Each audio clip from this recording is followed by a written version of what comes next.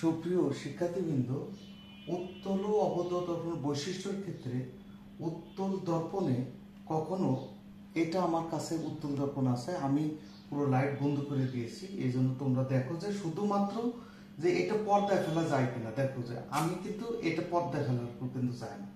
এখন তোমাদের কাছে মনে আসছে স্যার ওই যে আলো, আসলে ওইটা তো ওই ইসের আলো, অর্থাৎ এই বোর্ডের যে আলোটা প্রতিফলিত হয়ে ওখানে হয়তো গেছে, কিন্তু এটা কিন্তু তোমার উত্তর দর্পণের কোনো আলো না।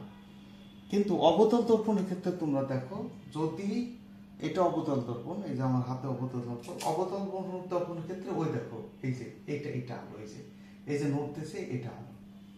তাহলে আশা করি তোমরা বুঝতে পারছো। কিন্তু তোমার উত্তর দর্পণ ক্ষেত্রে কিন্তু এই দেখো নড়ে না, এটা নড়ে না। কিন্তু অবতল দর্পণ ক্ষেত্রে এই যে তোমার আলোটা পর্দায় ফেলা যায়, এই যে পর্দায় ফেলা যায়। তার মানে অবতল দর্পণে আলো পর্দায় ফেলা যায়, কিন্তু উত্তর দর্পণে আলো কখনো পর্দায় ফেলা যায় না। আশা করি বুঝতে পেরেছি।